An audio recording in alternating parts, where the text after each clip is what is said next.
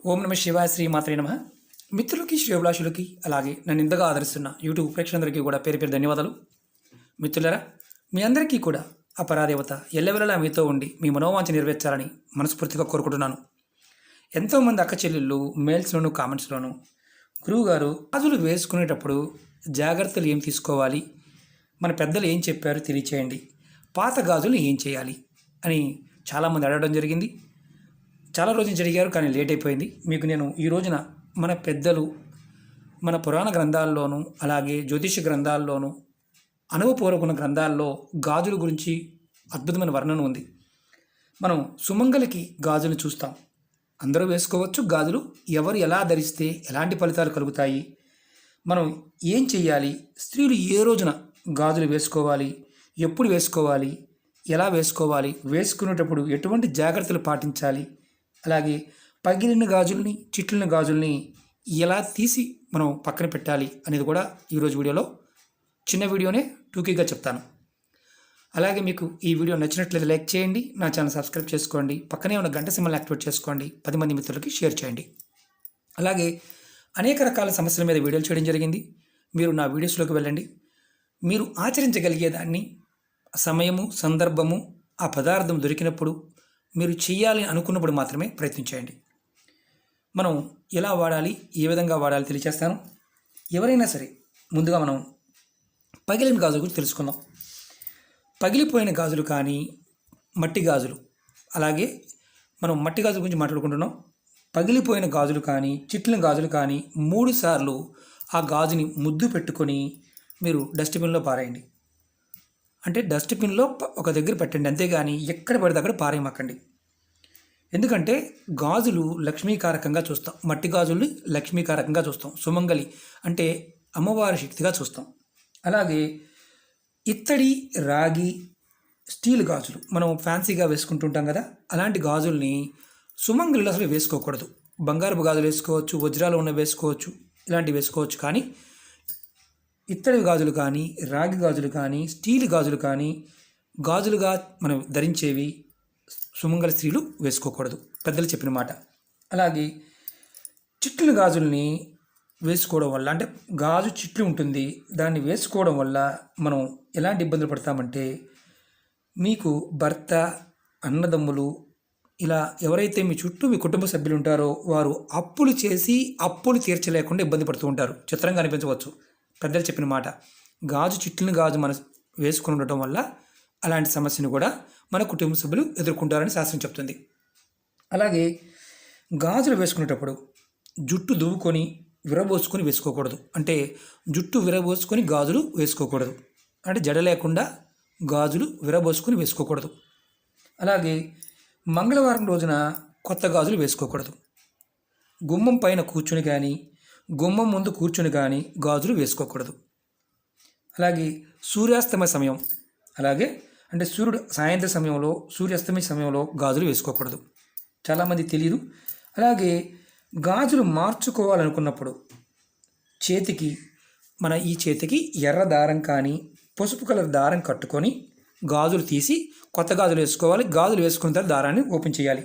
మన పెద్దలు చెప్తూ ఉంటారు, అంటే మొత్తం తీసేసి వేసుకోకూడదు అని. అంటే ఎరుపు దారం, మామూలు దారమైన మనం బట్టలు కుట్టే దారమైన కట్టుకోవచ్చు, లేకపోతే పసుపు దారమైన కట్టుకొని అంటే గాజులు తీసుకోవాలి. తర్వాత కొత్త గాజులు వేసుకున్న తర్వాత ఆ దారాన్ని తీసేసుకోవచ్చు.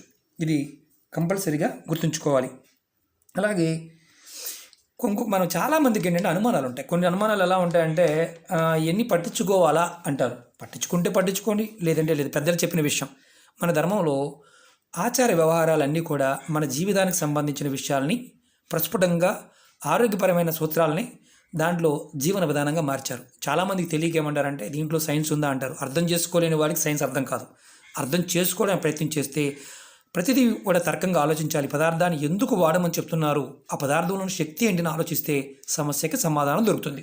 అలాగే సుమంగళి స్త్రీలు పుట్టింటికి వెళ్ళినప్పుడు గాజులు తప్పకుండా తెచ్చుకోవాలి. అలాగే మీ దగ్గర ఉన్న, అంటే కొంతమంది ఏమనుకుంటారంటే నా దగ్గర గాజులు ఉన్నాయిలే, వద్దులే, నా దగ్గర ఉన్నాయి కదా అనుకుంటారు. అలా కాకుండా మీరు ఎప్పుడైతే అత్తగారింటి దగ్గర పుట్టింటికి వెళ్తారో అప్పుడు కంపల్సరీగా గాజులు తెచ్చుకోవాలి. పుట్టింటి దగ్గర నుండి గాజులు తెచ్చుకోవడం వల్ల మీకు స్త్రీలకి ఆయువు పెరుగుతుంది, ఆయుష్ పెరుగుతుంది. అలాగే మీ చేతికి వేసుకున్న గాజులు తీసి వేరొకరికి ఇవ్వకూడదు. మనం సడన్గా ఫంక్షన్కి వెళ్ళాము, గాజులు లేవు, వదినా 4 గాజులు ఇవ్వంటే ఈ తీసి అలా ఇవ్వకూడదు ఎప్పుడు కూడా. అంటే మట్టి గాజులు బాగుంటే చెప్తున్నాను. బంగారపు గాజులు ఎలాంటివి ఇవ్వవచ్చా అని క్వశ్చన్ వస్తుంది. బంగారపు గాజులు మీరు వేసుకున్నది ఇవ్వకుండా మామూలుగా పక్కన పెట్టి ఉంటే ఇవ్వవచ్చు. అది కూడా మీకు తిరిగి ఇస్తారని నమ్మకం ఉంటేనే ఇవ్వవచ్చు, లేకపోతే ఇవ్వకూడదు. అలాగే చేతికి వేసుకున్న గాజులు వేరే వారికి ఇవ్వకూడదు. ఇవ్వడం వల్ల మీకు మానసికమైన ఇబ్బందులు వస్తాయి. అలాగే మీ దగ్గర ఉన్న వేరే గాజులు ఏదైనా ఉంటే, మట్టి గాజులు స్పేర్ గాజులు ఉన్నాయనుకోండి, మీరు ఇవ్వవచ్చు, అలాంటి ఇబ్బంది లేదు. సంతాన ప్రాప్తి కోసం ప్రయత్నించేసేవారు స్త్రీలు వెండి వజ్రపు గాజులు ధరించకూడదు. అంటే గర్భిణి అంటే మామూలుగా సంతానం ప్రయత్నం చేసేవారు వాళ్ళు మామూలుగా బంగారపు గాజులు ధరించవచ్చు. కానీ అంటే దాని మీద వజ్రపు గాజులు అంటే రాళ్ళు పొదిగిన గాజుల్ని, అలాగే వెండి గాజుల్ని కూడా ధరించకూడదు. అలాగే పాత గాజులను, రంగు మారిన గాజుల్ని 3 సార్లు ముద్దు పెట్టుకొని డస్ట్బిన్లో పారేయండి. ఇంతకుముందు కూడా చెప్పాను, మనకి కలర్ మారిన గాజులు మార్చుకోవాలనుకున్నప్పుడు కూడా ముద్దు పెట్టుకొని గాజుకు ముద్దు పెట్టి డస్ట్బిన్లో పడేయాలి. అలాగే గాజులు వేసుకునేటప్పుడు మీరు తూర్పు ముఖంగా కూర్చొని గాజులు వేసుకోవాలి. మీ ముఖం తూర్పుకు ఉండాలి, అది గుర్తుంచుకోండి. అలాగే దక్షిణ వైపు కూర్చొని గాజులు వేసుకోకూడదు. అంటే దక్షిణ ముఖం పెట్టి గాజులు వేసుకోకూడదు, అది గుర్తుంచుకోండి. మీరు కొత్తగా గాజులు వేసుకున్నప్పుడు పక్కన వాళ్ళకి, చుట్టాలకి, స్నేహితులకి నా గాజులు బాగున్నాయా చూడండి అని చూపించకూడదు. మళ్ళీ చెప్తున్నాను, మీరు కొత్తగా గాజులు వేసుకున్నప్పుడు పక్కన వాళ్ళకి, చుట్టాలకి, స్నేహితులకి నా గాజులు ఎంత బాగున్నాయో చూడండి అని చెప్పకూడదు. ఇది గుర్తుంచుకోండి, మన పెద్దలు చెప్పిన మాట. అలాగే మీ ఇంటికి వచ్చిన ఆడపడుచులకి, మీ ఇంటి ఆడపిల్లలకి తప్పకుండా గాజులు ఇచ్చి పంపించండి. మనకు అందుకని మన ఆచారంలో పసుపు కుంకుమ పెట్టి తాంబూలం ఇచ్చి పంపిస్తాం, దాంట్లో గాజులు కూడా ఇస్తూ ఉంటారు. అలాగే మీరు గుర్తుంచుకోవాల్సింది ఏంటంటే, రోడ్డు మీద పడిన గాజులు, ఏదైనా చెట్లు కింద పెట్టిన గాజుల్ని తీసుకోకూడదు. గుడిలో ఇచ్చిన గాజుల్ని తీసుకోవచ్చు. అంటే అమ్మవారికి ఇస్తాం కదా, గుడిలో కంపల్సరీగా గాజులు ఇస్తే తీసుకోవచ్చు. కానీ చెట్లు కింద, రోడ్డు మీద పడ్డ గాజుల్ని పొరపాటున తీసుకోకూడదు. అలాగే మరి ప్లాస్టిక్ గాజులు, అంతకుముందు వీడియోలో కూడా చెప్పాను, ప్లాస్టిక్ గాజులు వాడకూడదు. అలాగే కొన్ని మెటాలిక్ అంటే కెమికల్తో కోటెడ్ ఉన్న గాజుల్ని వాడకూడదు, ఆరోగ్యం దెబ్బతింటుంది. గాజులు వేసుకోవడం వల్ల స్త్రీలకి, మగాళ్ళకైనా కొంతమంది కడియాలు కట్టుకుంటారు. వాటికి ఏంటంటే ఆక్యుపేచర్ అంటే రక్త ప్రసరణ అనేది సరిగా ఉంటుంది. పిల్లలకి కానీ పెద్దలకి కానీ ఎవరికైనా సరే, ఆడవాళ్ళకైనా మగవారికైనా, మగవారు కడియాలు ధరించడం తప్పు కాదు, మన ధర్మంలో భాగం.